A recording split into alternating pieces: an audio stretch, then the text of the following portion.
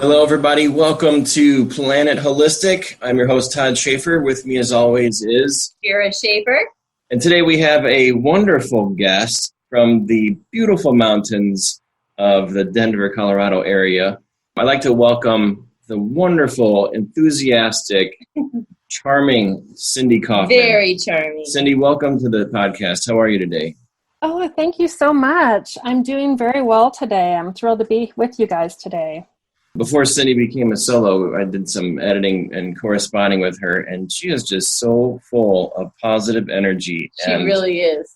I could go on and on, but just what a wonderful person to work with and to be a part of our community. And she participates in a lot of the different books. It's been great working with you so far. You're a joy, Cindy. Oh, thanks so much. Well, back at you, because it's been a joy working with you guys and getting introduced to As You Wish Publishing and this wonderful supportive community. Couldn't ask for anything better. Who could ask for anything more? Not me. So, Cindy, you are a doula, correct? I'm an end-of-life doula, so there are birth doulas, but I'm at the other spectrum of life, the end of life. So, you're an end-of-life doula. Yes. And you're writing a book on being a doula, and I don't want to give too much away, so I'm just going to ask you, give us an overview about what your upcoming solo book is about. Yeah, so I noticed that a lot of authors write about living well, but there aren't a lot of books out there on dying well. And I think as an end-of-life doula, what I see is that people who prepare well for the end of life, it actually lends well to improving their living. So I don't think it's something that we have to wait and do when we've received a terminal diagnosis or when we're elderly and we're feeling like our time clock is running out and we have to hurry up and do something about it. I think that humans have a very hard time talking about death and dying and certainly not facing it and looking at it when we don't need to, right? And I think people are afraid that if you talk about it, that you bring it on or something to that effect. There's just a lot of fear around it. And so my hope is that we can bring more awareness to how making a plan that are dying well, whenever that happens, is something that we can have a bit of control over. It also helps us be more comfortable in our living because we're doing some preparations for that. So there's not so much fear around it. That's my hope. Yeah. I think it's a fantastic book idea. And one of the reasons I know it's going to do so well is because there is so much fear around death, and where there's fear, we don't tend to put our energy there, and as a result, we don't plan for the end. That's right. And I used to work with somebody or know somebody who did conservatorships for attorneys, and by and large, the vast majority of them did not have any type of succession plan. They just thought they were going to live forever, and that's it. They worked into their 70s and 80s and no plan for succession. And then they die, and then they had to figure out what they were going to do with their practice, So this is a pervasive thing across the board. People just don't like to deal with death and the possibility, the inevitability of death. Possibility. And that's a shame. So being able to write about it, there's so much energy, good energy work, and great information, because you're a great descriptive writer. That's going to help people beyond the doula part and just get them comfortable with the idea that, hey, it's okay that it's going to end. It's supposed to end.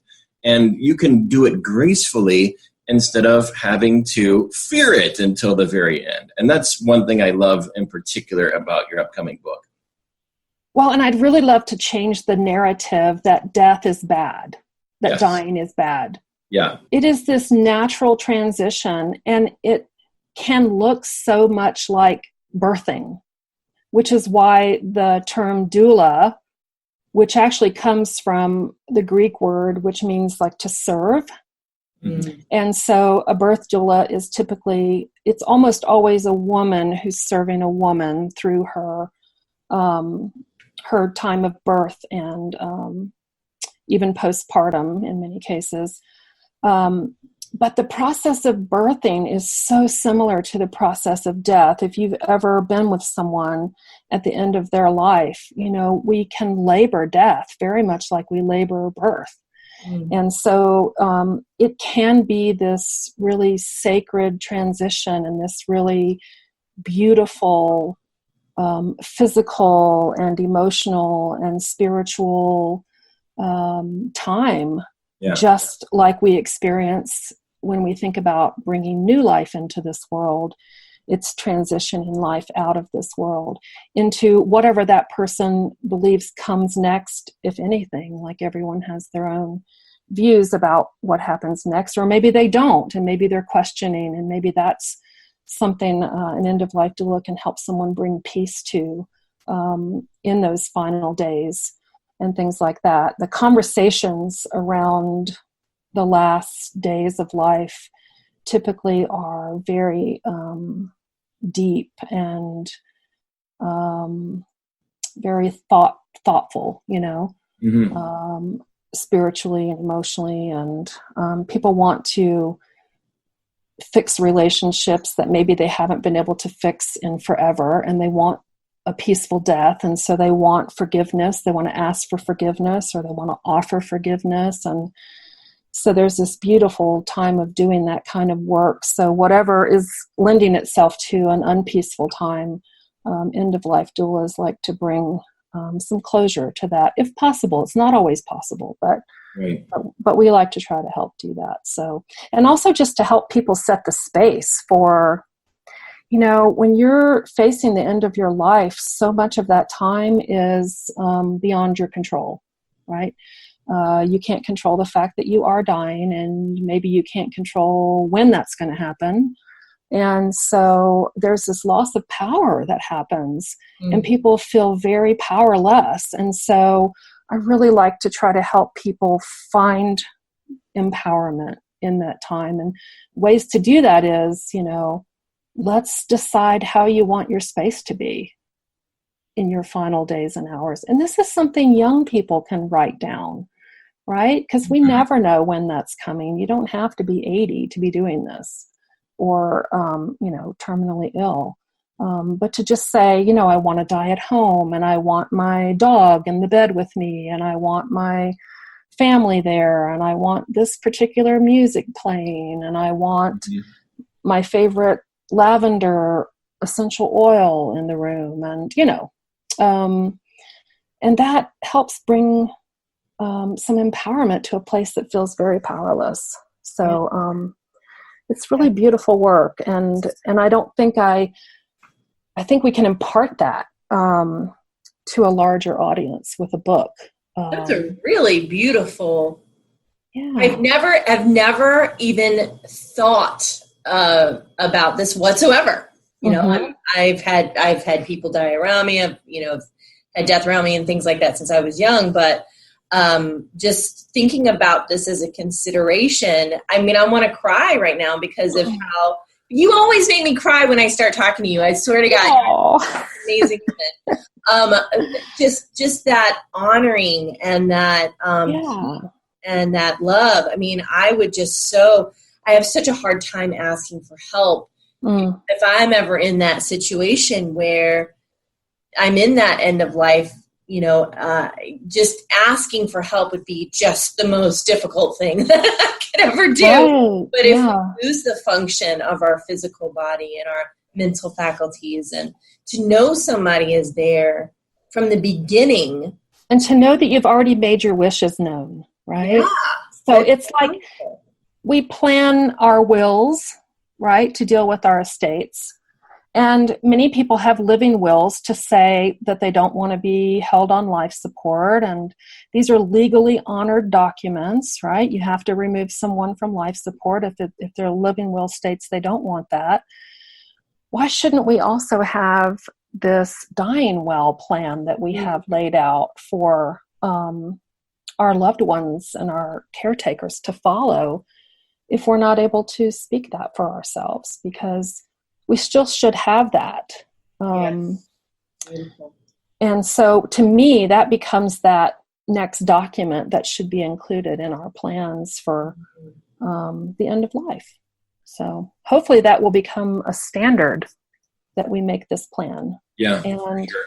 And that's not to say that we will always need it. We also know that people can die suddenly, right? So that they don't have an anticipatory death. But if you do, Well, I mean, that even lends to, if people are in a coma or like that, if we know that the last thing that goes are hearing, and that there is something to, that energetic component of people being in a room and being and holding that intention. And absolutely. And to have that music playing, or have those scents, or have those, things happening in the room to create that transition.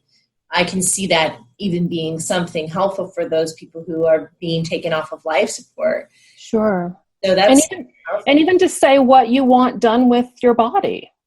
Yeah. We used to think the only choice was a funeral and to either be cremated or buried, but that's changing. Mm-hmm. People are returning to doing home funerals, which is what we used to do before we began.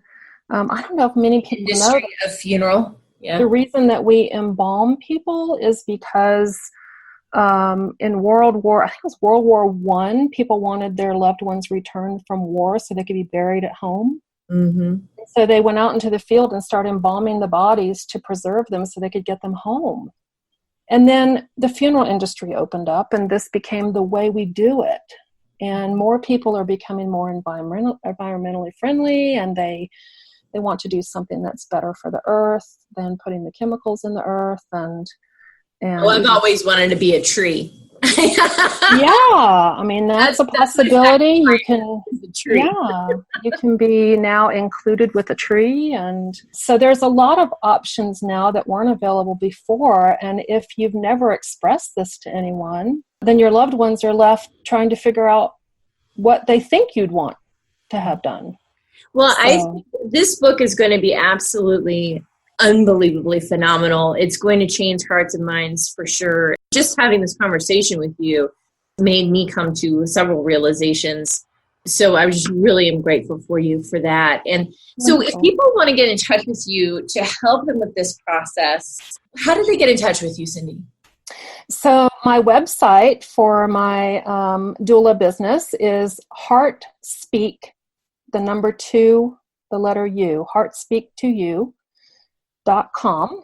And my email is Cindy@heartspeak2u, the number 2, the letter U.com.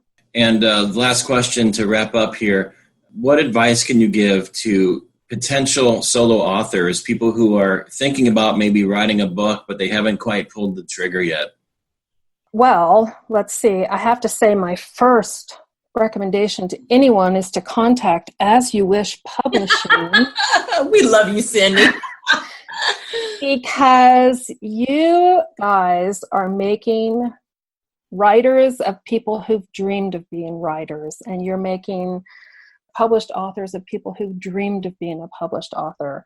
This has been a lifelong goal of mine. I remember when I was 14 that I said, I will write and publish a book.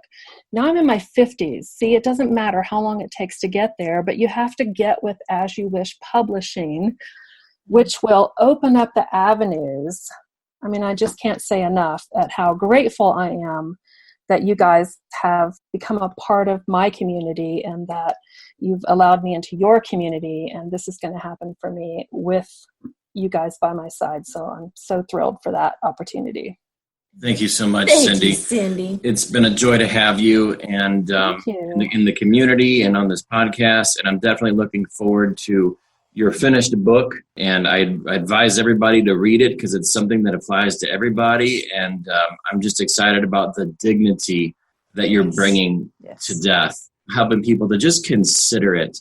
And that's really going to make a huge difference, even if they just consider it. Regardless of how it's planting a seed. It's just planting a seed. You got it. Yeah. All right, we are out of time. Thank you